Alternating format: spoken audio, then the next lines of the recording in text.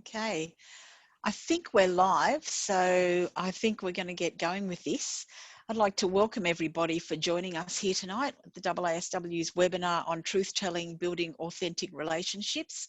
I hope your day hasn't been too bad and you can just settle back now and listen to our amazing guests.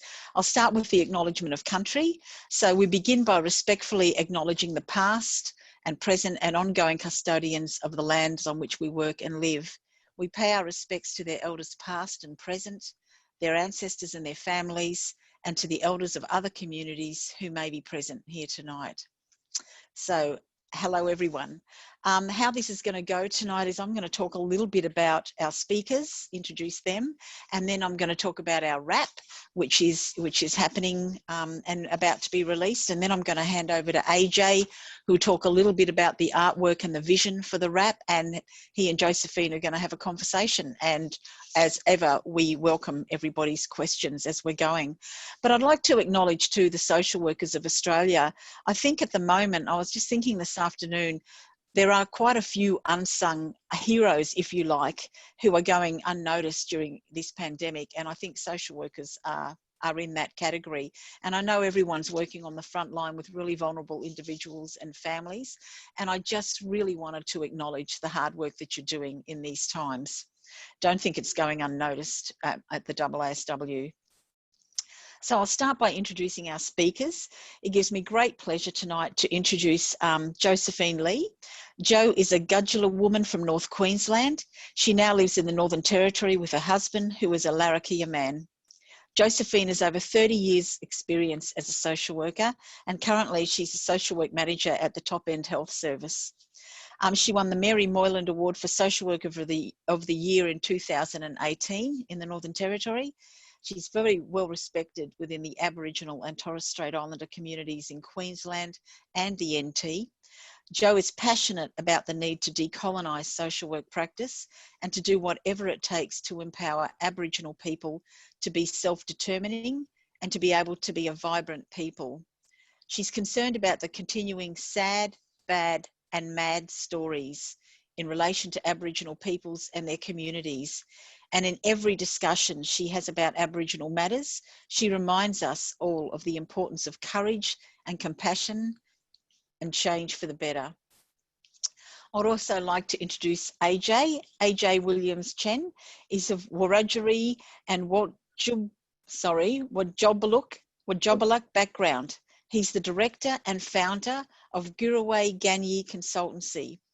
Aj holds qualifications in social work, education, nursing, youth work, alcohol and drugs, and Aboriginal health work. So he is extremely well qualified for everything. He's accredited to deliver mental health first aid and provides Aboriginal cultural training across Australia. Aj won the 2012 New South Wales Mental Health Matters Award for Indigenous Social and Emotional Wellbeing and the 2016 Emerging Victorian Indigenous Leader Award, and was awarded the 2019 Frankston Mornington Peninsula NAIDOC Community Award. Okay, so welcome and thank you so much for your time, Josephine and Aj. So tonight, a note on how to participate in tonight's session. Before I hand over to Aj and Jo, I want you to familiarise yourself with the technology and how you can participate in the discussion. So you won't be able to speak directly to our panellists, but you can make comments or ask questions through the Q&A function in the bar that appears when you hover your cursor over the Zoom panel. So note also that the session's being recorded and will be available after this evening's session, so you can go back and have a listen and have a look at some of the questions that came through. Tonight also, we're announcing the release of the newest version of our Reconciliation Action Plan, so our RAP. It's very fitting, I think, to commence tonight's session by announcing the release of the AASW's third Reconciliation Action Plan, or RAP. This is our second innovative RAP. For those who don't know about the different classifications of RAP, Reconciliation Australia has 4 different classifications, and we are now in the innovative, in the implementing our reconciliation as an organisation stage. So we're very proud of that. The AASW's vision for reconciliation is one where all Australians are united by our shared past, present and future. And to achieve this, our association must first acknowledge past injustices and the profession of social work has historically been involved in. We also envisage a continued and strengthened development of meaningful relationships that promote honesty, transparency and respect with Aboriginal and or Torres Strait Islander peoples as AASW members, as colleagues, as community members, and as people and communities who use our services.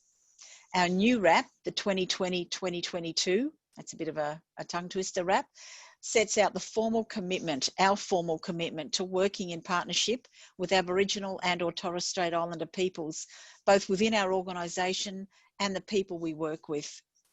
While we've still got a lot of work to do, we're proud of our reconciliation journey so far.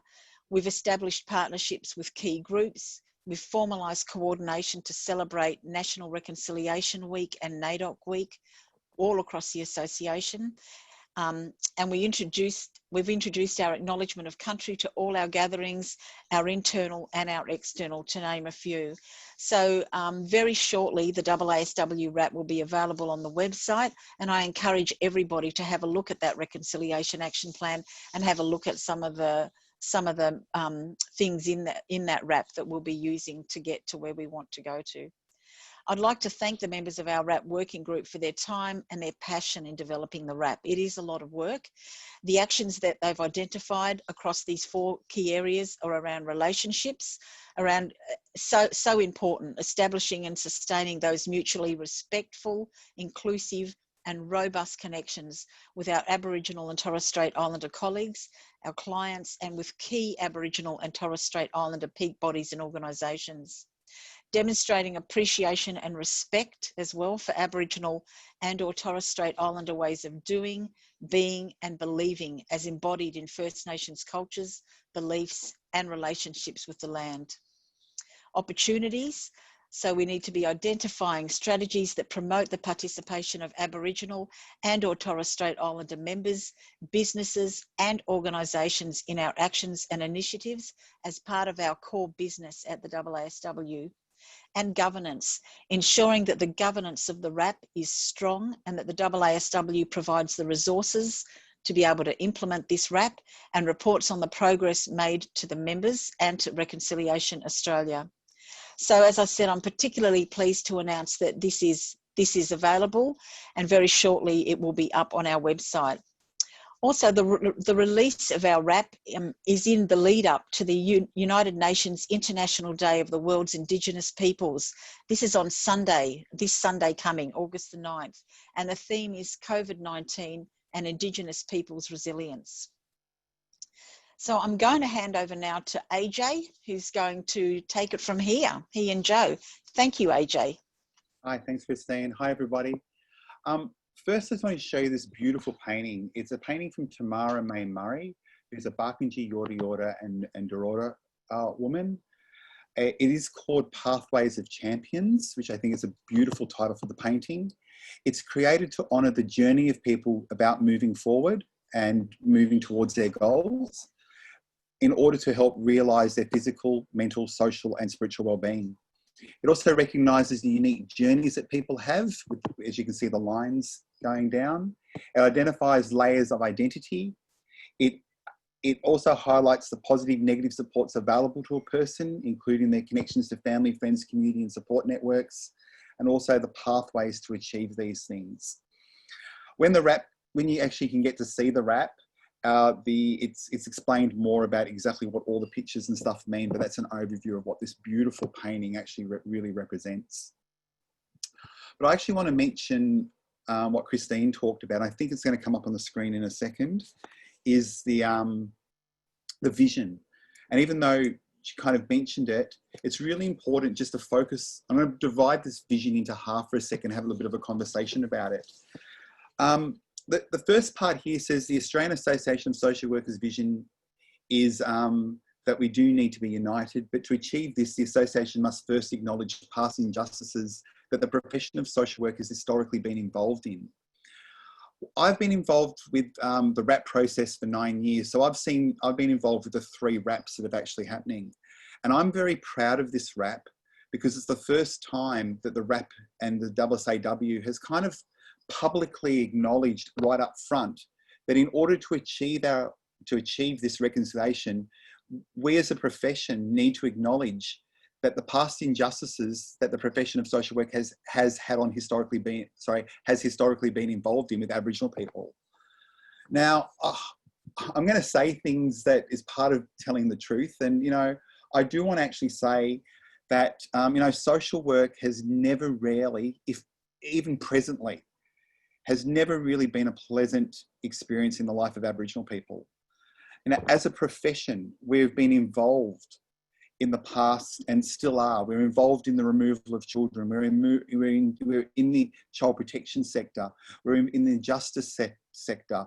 We're in health, education, and employment areas.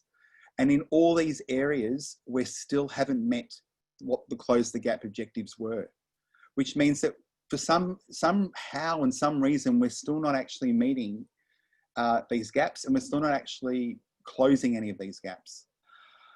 But look, this week I am kind of acknowledging that the new Close the Gap objectives came out. There's 16 new targets, and these targets actually are aimed for the next 10 to 12 years. And I want to make it clear that the new targets are written in a way that they're not trying to close all the gaps in the 12 years, but to try to get on track. Because we are already in some places 20 to 30 years behind non-Indigenous people in some of those areas, but we are trying to get them on track. And the only way we can get these on track is by us professionals, us social workers that work in those areas of health, education, employment, juvenile justice settings, the same places where the gaps are continuing, is to stop and acknowledge how has our previous experience and how does our present experience affect the lives of Aboriginal people and the decisions that we make? Because if we don't actually acknowledge that, then we're not going to actually recognise what the barriers are to actually be able to overcome. And part of the RAP in here is that in order to be able to do that, we need to create meaningful relationships that promote honesty, transparency, and respect. And that includes respect of Aboriginal stories, Aboriginal culture. As I said before, our history with social work hasn't been great, and we don't want it to be like that anymore. One thing that Joe and I are both passionate in is we're social workers with 20 to 30 years experience in this field, and we chose this field for particular reasons. And I'm going to throw over to Joe first, and I know just to get Joe to just talk a little bit about one reason, why she became a social worker. I'll do that first, if that's okay, Joe. So straight over to Joe. Yeah, thank you, AJ. And AJ is going to forgive me because I'm not going to do it exactly, but it will soon comply with what you've asked. That's all right. Because I just felt, AJ and I had a really good talk last night, and I will do exactly what we agreed on. But something came clear to me today that I needed to stress first up. And it comes from an Indigenous-centred social work chapter in an Aboriginal social work in Canada, written by Aboriginal social workers in Canada and that. And it's only because I can remember the author speaking in a number of Indigenous conferences, Gail Bakey, and just was incredible. And the other one is Michael Hart.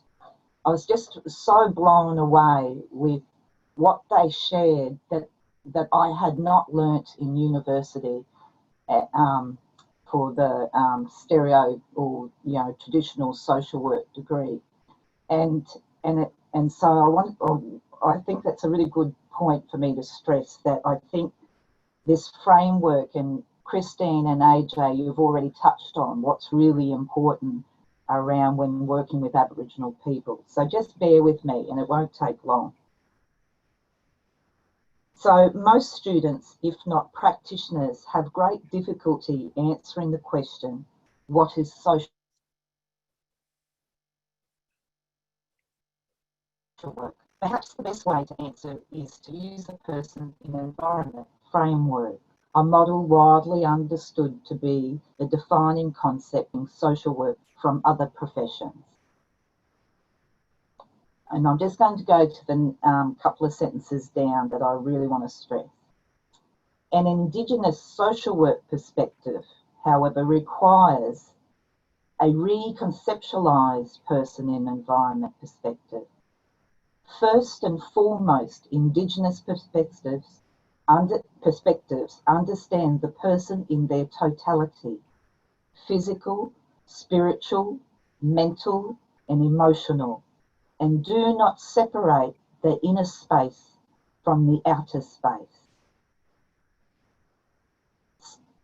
Further explains that cultures such as ancient Eastern or Native Indian, which in their organisation of reality do not objectify nature, do not subjectify nature either. So, and then another concept that I also want to add is that for Aboriginal people, the personal is political. So this is going to lead into AJ, trust me, what we agreed on.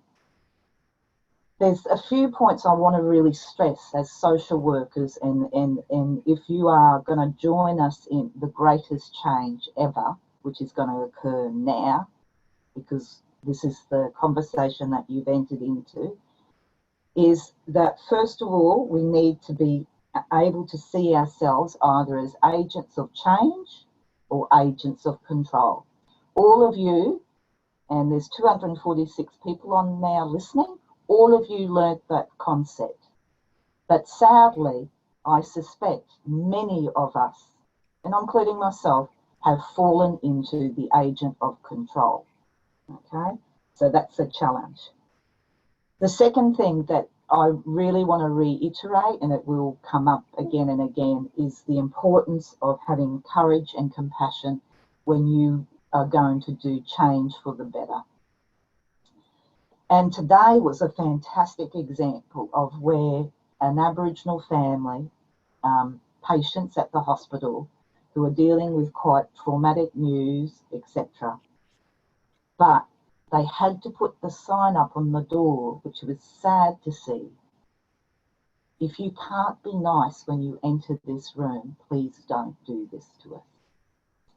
So it caught me by surprise what I was seeing today.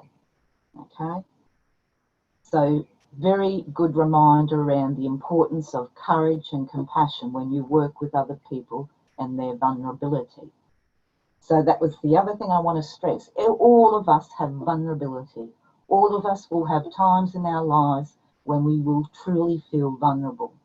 And I've managed to learn over these years of working with others and also having to be confronted with my own vulnerability to embrace it, because vulnerability alerts you that the experience is huge, and that's why you must feel deeply about what's going on.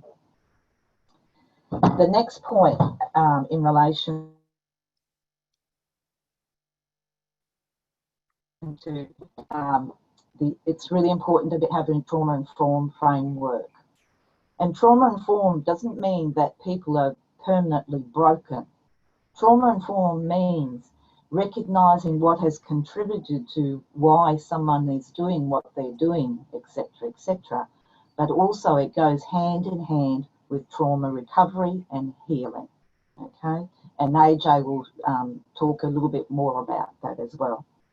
AJ, remind me of the question that you threw at me. Why did you get into social work? Yeah, so that leads to me sharing a little bit about how social work first came to my attention and why I pursued it. I didn't even know social work or welfare existed as a kid. I was one of those rare Aboriginal kids who did not know this sort of terror, what many Aboriginal people experience is a fear of welfare turning up and another generation of children being removed. So it was when I was age 16 in an unsavoury situation that a social worker came to visit me. And I was a very bright kid, and I managed to call bluff, and I realised this person was actually meant to investigate what was going on. And I called her bluff, and then I was never to see her again, and she walked away. And it sparked in me, because actually at that time I was also considering to become a nun, but that was a real challenge because I didn't believe in God. So how was the nun thing going to look like? But the essence of it was that desire to help others who've had similar experiences in life as I have, and to do better to help them than what I had experienced. And so when that social worker walked away, it was really quite profound that I was struck with, that's what the profession I need to pursue. While I was at school, teachers would say, seriously pursue becoming a doctor, medical doctor, etc. And I was quite guilty of, no, I'd rather be a vet. So obviously something changed during my mid-teens where I decided I really had to be in the mode of being an agent of change. I didn't have that language, but that's what was the essence of why I chose social work. Now I'm 53 and 30 odd years have gone by as a social worker. I can confidently today say, yet again, I met with a social worker and I was so in awe of this social worker's desire to do better by Aboriginal people. And today I felt, again, proud to be a social worker and choosing to be an agent of change. Yeah. Hand that back to you, AJ, just to give me a little bit of a breather. That's cool. That's cool. My experience of wanting to be a social worker as well is that I was a kid in foster kid and adopted, and I had so many social workers come in and out of my life that I wasn't particularly fond of, and I got into nursing. I did nursing first, became a mental health nurse and a mental health nurse, and got injured at work, and I wanted to restudy, and I actually wanted to break the stereotypes that I actually had of social work. And that's the reason I got into social work, was to be an agent of change rather than an agent of control. And there is a big difference between us controlling the situations or helping people change. So that was the reason I got into it. Got a couple of questions up here, and the first one is how do we effectively remove ourselves from complicity when legislative requirements associated with mandatory reporting mandate our involvement? Well, that's a big question. I actually think the first thing to do is, I'm not saying that you do not report kids if you believe that there is a fear.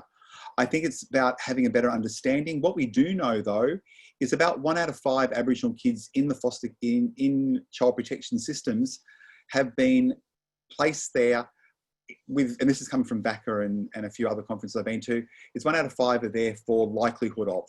So nothing's actually have happened to the kid, but there's a good likelihood of something could have happened. So that's something that we need to actually kind of deal with. But the other thing too is actually, how do we actually support the families so we don't actually have to have child protection in their lives at all? Or how do we actually, even if we're working with a child, working with a case, maybe they're already on a supervision order, how do we provide them with the education and support to get them off that supervision order and be able to work with us as a social worker without the child protection still remaining in their lives after that initial order? It is about looking at educating families. It's about supporting the families. It's about linking them to, I mean, if you're in Victoria, Melbourne, Queensland, making sure that you're involved with grandmas against removals, for example, or ways where family can be involved in the decision-making and the care of these young people. It's about acknowledging that how do we actually get the families to actually I think what creates stolen generations and still creates the stolen generations is when Aboriginal kids are removed. A lot of times they're actually placed with families outside of their Aboriginal family, which means they get disconnected from family, community and culture. How do we actually keep these kids in family, community and culture, but away from perpetrators? There's a big difference. It's removing the child from the perpetrator, not the family. And we've got a system at the moment that often removes the child from family, where we got to try to think of ways of, how do we actually just make sure that the kid stays with community, so family, community and culture.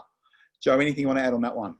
Yeah, and thank you, AJ. And I'm going to make this my response broader than the child protection system, because we can get bogged down in that area a bit too much. But I want to acknowledge this first. Mandatory reporting, I am the first person who would mandatory report. There is very good reasons why we have mandatory reporting in the Northern Territory. We probably have the toughest laws around mandatory reporting in relation to child abuse, exploitation and domestic violence, family violence and sexual violence, right? Because we've had one too many cases of Aboriginal women, children dying, okay? Let alone serious abuse. But sadly, one of the largest statistics that really needs to be looked at is neglect, but we know that it's related to poverty and disadvantage. So the argument I want to make now is do more upstream. Don't keep waiting for people to fall off the cliff and the river of misery just grows wider and wider. And yes, there will be situations, as with any family of any background or culture, that there are certain things that are unacceptable. But as with any human being that you work with, whatever the level of functioning on the continuum, everyone deserves to be treated with dignity and respect. And you do not have to like them, but you need to treat them as worthy of being elevated. This is what I want to stress. Many Aboriginal people, particularly when they become the client, they do not often have the experience of that they were a valued human being as a client, okay?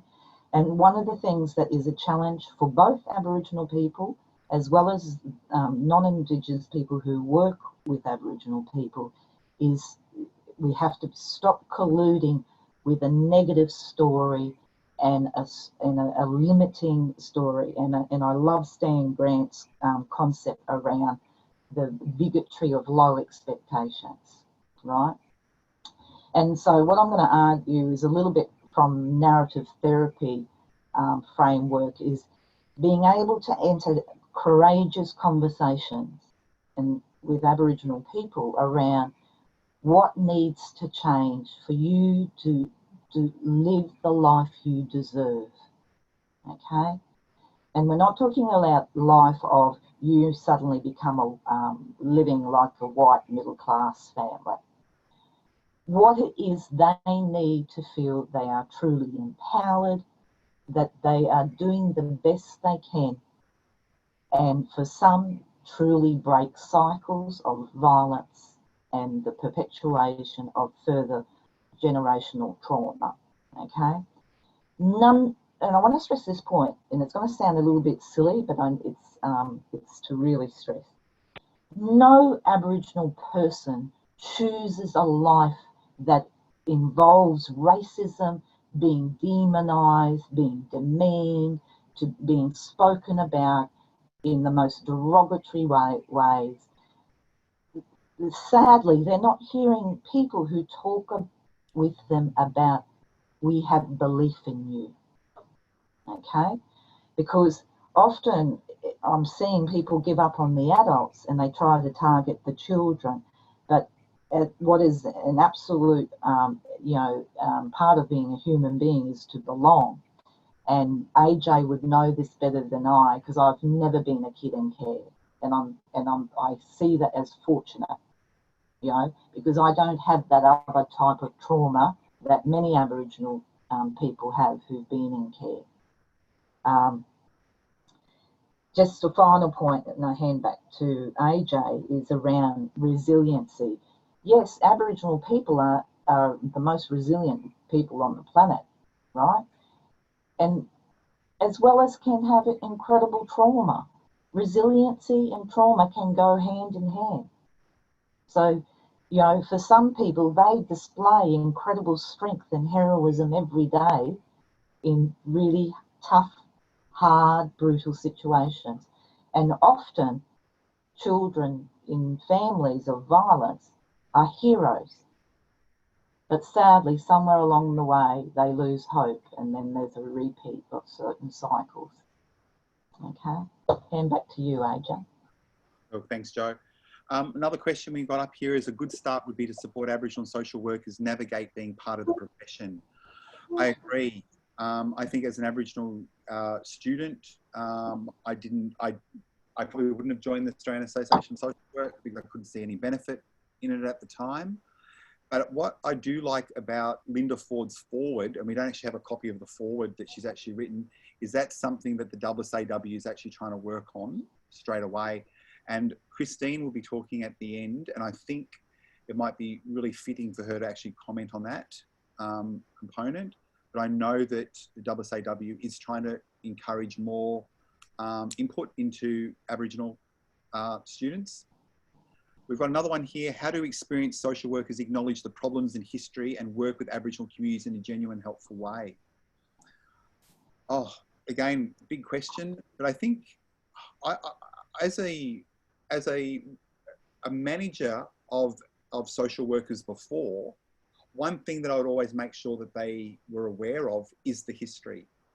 It was actually in supervision sessions, making sure that when we're talking about the families that we work with, the Aboriginal families that we work in, what are the barriers that they actually face?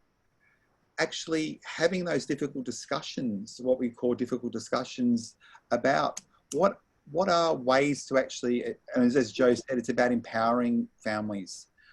If we're going to have some sort of intervention with this family, we want it to be meaningful. We want it to be transparent, and we want it to be a positive experience. How do we actually do that? How do we actually start to break down some of the stereotypes that we do have? And first thing is to acknowledge our cultural biases. And we all have them. And I think if we say that we don't have them, then I think we really need to relook at ourselves sometimes and actually go, we do have them. We need to look at those cultural biases and actually go, well, how does this actually impact on my ability to actually work with this particular family? And that's on an individual level. But in any workplace I work at as well, I need to look at how does this family, the organisation that I work in or the structure that they're in now, what are the barriers that this Aboriginal family face in us being able to carry out the practices that we say that we're doing? And that's that systemic kind of racism that often occurs in organisations. So it's about looking at all pathways. And if it's in a hospital setting, if it's in a child protection setting, where's the entry point for this Aboriginal person? Where's the exit point for this Aboriginal person? And at every single stage, stopping and going, what are the barriers that prevent this Aboriginal person from moving into the next stage? And by us exploring that, by us pulling down and stripping back, because this then means we may need to change policies, we may need to change processes, we may need to re-look at how we actually do things. And I would say that as a senior social worker in any organisation, that's the first thing that I would be doing, is actually having a look at how do my staff work within the environments that we got, and how can we make this a more culturally safe environment for this Aboriginal family to be wanting to work with us. Yeah, AJ, can I jump in there? And this is going to fit in around cultural identity, where we promised to talk about that.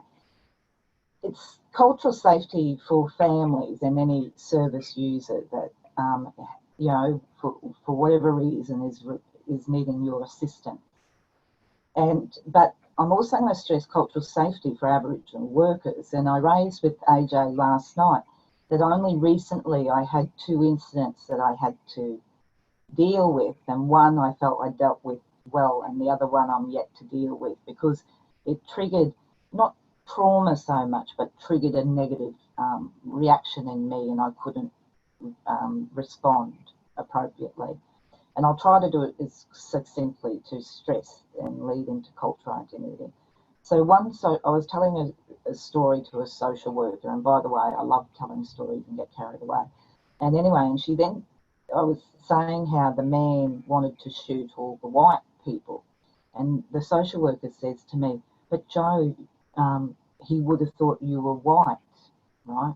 And I didn't respond or react, partly because I didn't trust what was going to come out of my mouth. And then another incident with another different social worker, but a different type of incident, where the social worker said to me, "Why don't the Aboriginal workers do more, blah, blah, blah?" And I did respond well to that person, what she was saying, because she was not recognising, for example, one, that the Aboriginal workforce is often paid a third of what social workers are paid. Often they are a devalued workforce. They're not high in the status hierarchy in an organisation.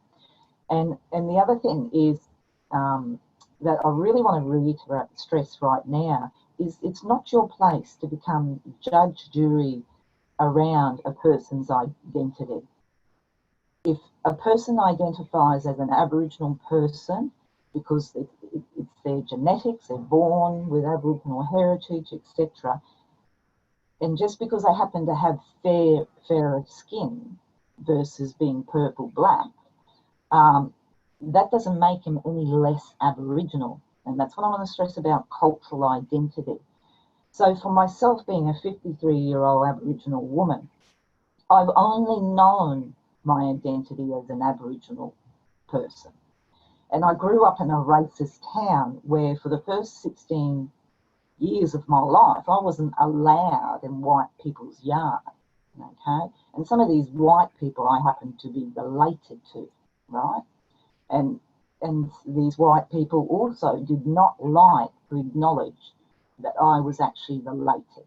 So yes, I have fairer skin, but my experience of Australian society is as an Aboriginal person who experiences racism, bigotry, prejudice, judgment, etc.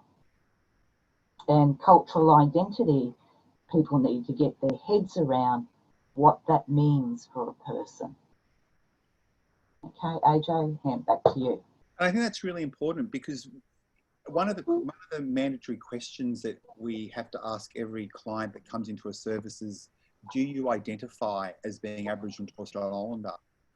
And I think we need to know the reasons why we're actually asking that. And I explained that in the last podcast that we did, because it's about, in a health setting, to acknowledge medical issues that might be 20 years younger than non-Indigenous people. It's about linking them to supports and resources. But you've got to remember, you're actually asking, do you identify as Aboriginal and Torres Strait Islander? And what you're really asking me at the moment and Aboriginal people is, do you feel culturally safe to disclose to me your Aboriginality? Because if I say yes, I need to know that that's not going to get used against me.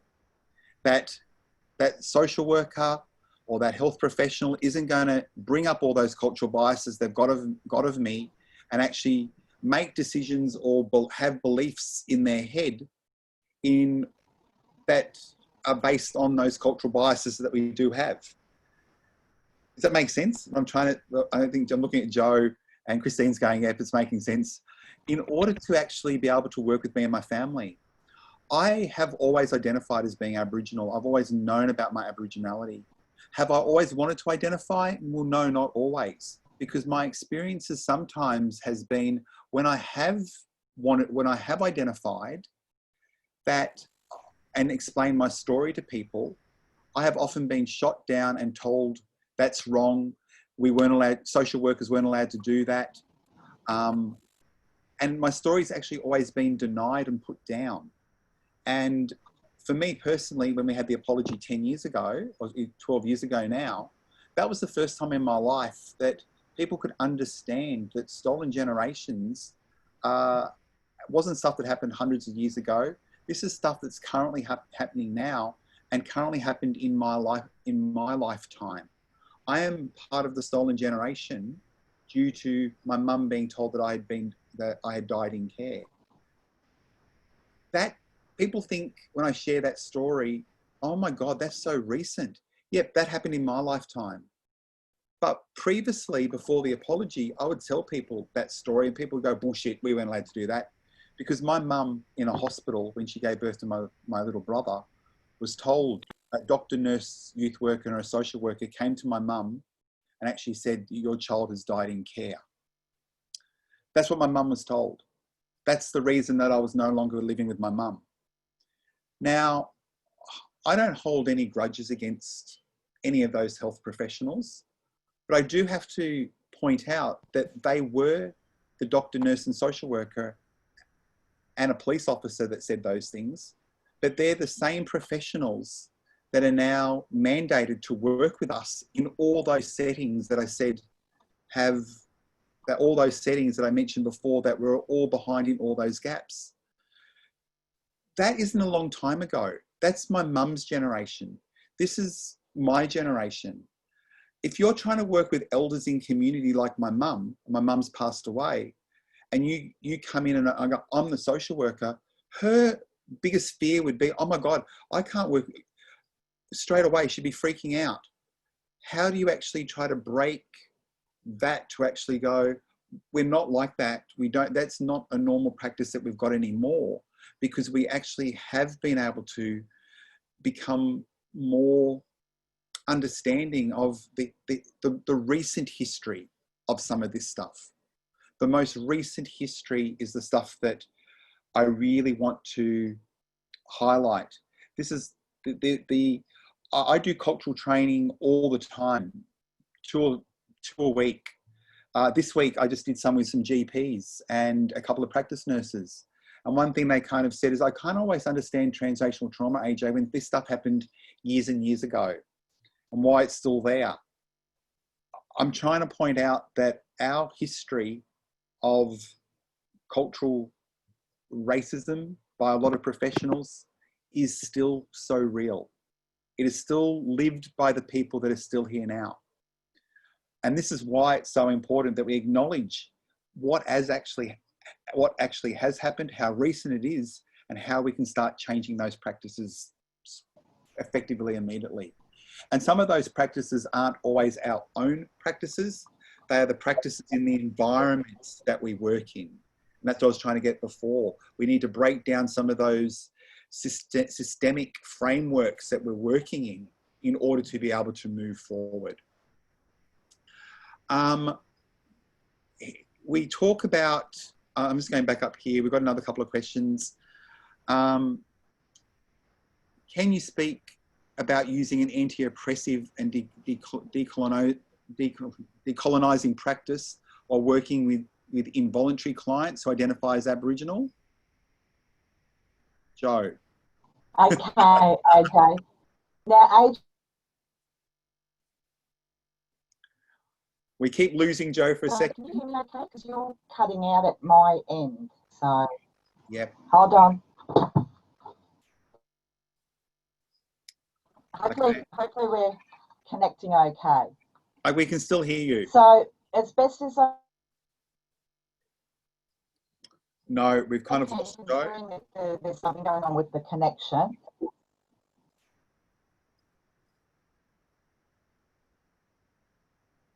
Hello? Yeah, hello. Out okay. For some reason. That's all right.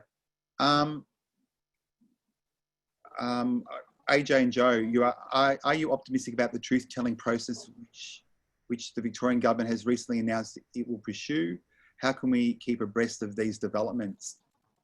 Oh, a big question. I think it is about having these conversations. It is about making sure that all workplaces are having these conversations. It's about engaging with Aboriginal services and having those conversations. It's about engaging with our Aboriginal clients and having those conversations. It's about engaging with Aboriginal politicians where you can and having these conversations. And someone's else put a message up there. I'm getting the messages are coming through quick. As a white privileged Australian, can I feel okay about wanting to work with as a social with Aboriginal and Torres Strait Islander people? Of course. I would say don't stop working with Aboriginal people. It is about acknowledging the white privileged education systems that we've come through, and acknowledging the history. But as Joe said, it's about being transparent. It's about working with the individual family. In the last podcast, I was saying is talk about social work that you do as something that I do. I often start conversations with people if I go in straight away and go, oh, I'm the social worker, they kind of freak out. But look, I'm AJ, I'm a person. And what I do is I do social work with you. This is what I do. And I explain it as a skill set rather than a profession, because the profession still scares people. Aboriginal people want their stories to be heard. They want their stories to be told, and allowing people time to tell those stories. I always say that you'll know the moment an Aboriginal family trusts you, and that's the moment they share you those stories. It's the moment that you actually hear the pain, the suffering and hurt that themselves, their families have actually experienced. Otherwise, they can appear to be a little bit superficial, because I don't know that when you hear my true story, what is the outcome going to be? As I said, I'm a nurse and a social worker, and I still have those fears that most Aboriginal people do have. When my son was really little and he fell and hurt his arm, we took him to the emergency department. And the first thing I was carrying on to my wife about was, please don't tell them we're Aboriginal, don't tell them we're Aboriginal. Because if they do, all of a sudden, these doctors and nurses are going to be looking at, oh my God, his is this kid automatically at more risk? And then I'm going to be thinking, oh my God, and if they send child protection in, they're going to start assessing me, and they're going to find out I'm a kid who was in care, and they're going to go, what sort of parenting skills does AJ have? Now, the reality is my son had been to that hospital before. They knew that I was Aboriginal, but that didn't stop the fear that I had as an Aboriginal man of the experiences that me and my family have been through, that then has an impact on my ability to be able to think clearly in those crisis situations. And the other thing we need to think about is quite often we are working with Aboriginal families that are in crisis mode. And Aboriginal health has always been reactive. We've always often had a reactive model. It's about trying to actually de-crisis situations now and go back to more support, more education, more empowerment. How do we actually stop Aboriginal people from being in crisis mode all the time? Aboriginal people often turn up to a medical centre for health, for example, when something's infected, sore, pussy, enlarged, and I can't deal with this shit anymore. But when they get there, you find out that they're diagnosed in later stages of really chronic conditions. So what are the barriers that have prevented them from seeking help a lot earlier? Why haven't they gone to the doctor? If I'm not coping very well and I need help, why would I go and talk to the social worker? Because if I tell that social worker that I'm not coping very well, will they see that I can't look after myself and my kids, and they're going to call child protection on me? Yet I need these professions like social work to be able to help me in crisis situations where I'm not coping. But it's about giving me encouragement and support to want to work with the profession, rather than a fear that if I do, this is going to get used against me.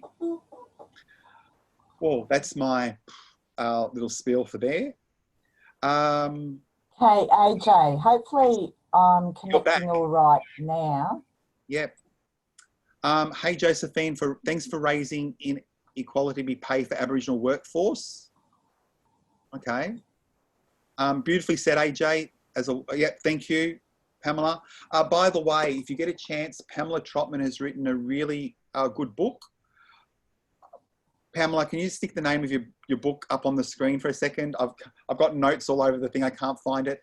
I have read Pamela's book Pamela has shared her experiences as a social worker for the last 50 plus years. It has written a remarkable book around trauma, identifying trauma, and how she herself and how as social workers we need to work through trauma of ourselves, but also of our clients in order to be able to overcome this trauma. Look, it's fantastic. Pamela, please put up the details so people can see them, because everyone can see your comments live. Is this, as a social work co-worker stated, tea doesn't cease when tea, if you add milk. Very true. Best thing that people say is that Aboriginal people become in all colours and flavours. Tea, sometimes you hear it with coffee, sometimes you hear it with chocolate. I'm going backwards. Are you concerned about the increasing privatisation of social work and welfare services built on market forces, and how this may further entrench a conservative approach to social work that will fail to build capacities in Indigenous communities to take offence? Well, that's a big one. I would actually say I am seeing a lot more people coming to my cultural training that are private practice social workers. And they're people that have actually gone, I've actually had an Aboriginal client and it didn't work very well. I've come to cultural awareness to learn more. And they're saying that they didn't learn much in their social work course. They didn't learn much in any workplace. And now that they're starting to work with Aboriginal clients, they actually want to know more. AJ, hopefully you can all hear me now, and yep. I can say a couple of things. I'm just filling in to you come back in. Yeah, so really quickly, because I'm aware of time and that, because there's a few questions about the authentic relationship, right? Yep. Authenticity must start with your knowing yourself and you being comfortable with yourself, and you being as grounded as much as possible. Because the average Aboriginal person and any person with trauma in their background will be reading you, and they'll be looking at whether you're a kind soul or you're going to be another dodgy human who's just going to cause them heartache, right? So really important for any relationship, and particularly healthy relationships, that with the aim of growth, and change for the better, that you must be comfortable with yourself, because then the authenticity will naturally flow. The other thing that Aboriginal people are really tired of is these, I can't think of any other way to say it, so forgive me in my brashness with a metaphor of seagulls that fly in, shit on you, and then fly off. They're starving for relationships of respect and relationships of longevity. And I'm not saying that you have to enter a friendship and be their friends forever, because that wouldn't be, that wouldn't be real anyway. That the importance of the moment you enter a an intervention, and seeing it as you're entering a relationship with this person, and there's going to be a period of time that there will be intimacy and other things occurring, I would ask of you to be the best version of yourself as a human being. And the second thing is the skill set that you need as a social worker. What would it make you something that is meaningful in these people's lives? So, for example, at the hospital, doctors and nurses are incredibly practical human beings and usually have a kind heart. So what is it the social worker that adds?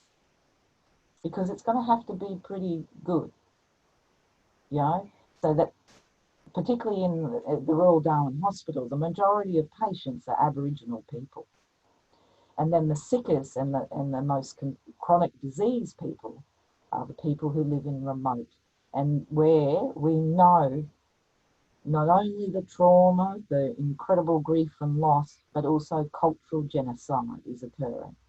So this is another concept that I want social workers to get their heads around, that goes hand in hand with cultural identity.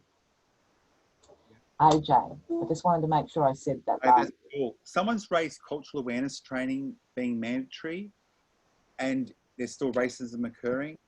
One thing that if in any workplace, if you're going to do cultural awareness training, make sure that you just don't tick a box and grab any Aboriginal person to do cultural awareness training, but tell them exactly what you want. And I think the best training has to include at least 50% of history and understanding why practices need to change. And the other half has to be practical. How do you, as a social worker, as a nurse, as a doctor, as a health professional, what are the practical skills that I need to do in order to make sure that those past practices do not continue in the work that I do today? And if that's not in your cultural awareness package, then you really need to have a re-look at your cultural awareness package to make sure that it does include the practical application of how I actually can change my practice. And add to that is, when we're talking about practical skills with Aboriginal and Torres Strait Islander people, by the way, those skills are for every other human being on the planet. Okay? Yeah. So we are asking of you to strive for excellence as a human being who happens to work in the helping profession. Yeah. That's a beautiful way to wrap this up. Now, there are a million questions here, and they are amazing questions. So I'm guessing we're going to do with this what we normally do with these sessions, in that these questions will be answered and put up on the recording as we go, in terms of typed answers to these questions, I would say. Hey, Christine, yes, are we able to move these questions into the portal, the Aboriginal portal? Into the community hub, or whatever it's called. Well, the community hub, the Aboriginal community hub, the Aboriginal and Torres Strait Islander Social Worker Community Hub is just for Aboriginal and Torres Strait Islander social workers. So if you want to move it in there so that people can work on the answers and then publish it on the website or something like that, maybe we could look at doing something like that, if that would work.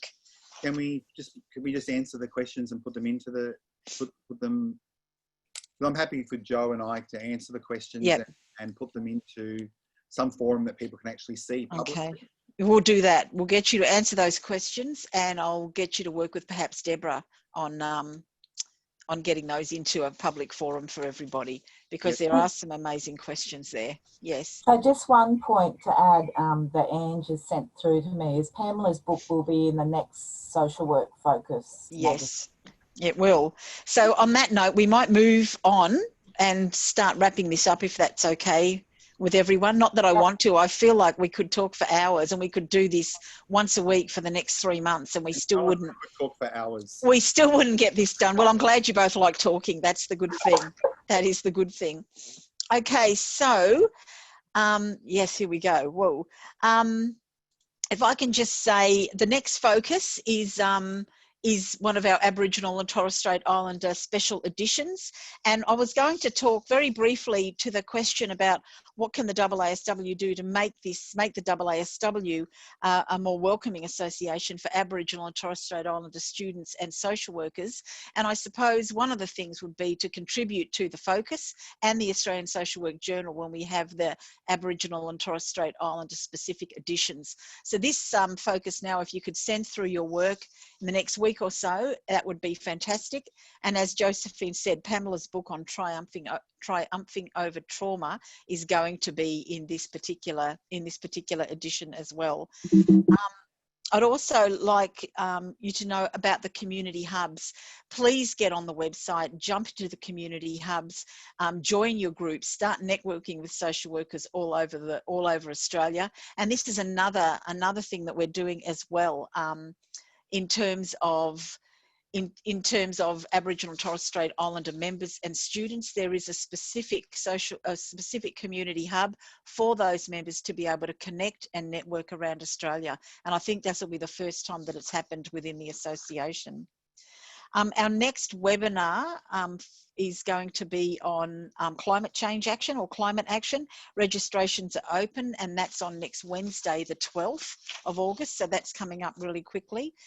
And I'd like to thank everyone for joining this tonight, but most of all, I'd like to thank AJ and Josephine for their generosity and their honesty. They just absolutely laid themselves open for us tonight. And I feel humbled. I feel really humbled by it. And Josephine, I can't tell you how many quotes of yours I have written down here in front of me. I don't know what to talk about first. Being agents of change compared to agents of control, courage and compassion needed in the work that you do, looking at those daily acts of heroism and resilience. There's just so much. My students are going to cop all this in the next little while. You know that, don't you? But the one I really wanted to leave us with was do more upstream. Do more work upstream. I think it's profound, some of the information that we've had tonight. So thank you both. Thank you, Josephine. Thank you, AJ. Thank you, everybody, for joining and putting your questions in. We'll get those answers to you. And thank you to the AASW social work team behind this to get these webinars up and running. It's an absolutely fantastic opportunity to be able to have this. So AJ and Joe, do you want to say something final? Yeah, please. One of the things I shared with AJ, and I want to share with all of you because I've got 222 people still listening, is that it is truly a privilege to serve as a social worker. And I use the framework, the servant leadership, because that's the stance I have chosen to take for the rest of my life, is to serve others. And so in doing these talks for AASW, I'm serving the social work profession as best as I can. And I feel that I have a duty to do whatever it takes to help Aboriginal people to be truly the most vibrant people as they deserve to be. I want to end on that. The last thing I want to say is that you don't have to lay blame for past practices, but you do have a responsibility to ensure that those past practices don't creep into the work that you do today. Exactly. That's the only thing that I want to add. Yeah. Another quote. Thank you very much. Thank you very much, everybody, and have a lovely night and stay safe. Yeah. Good night, everyone. Bye.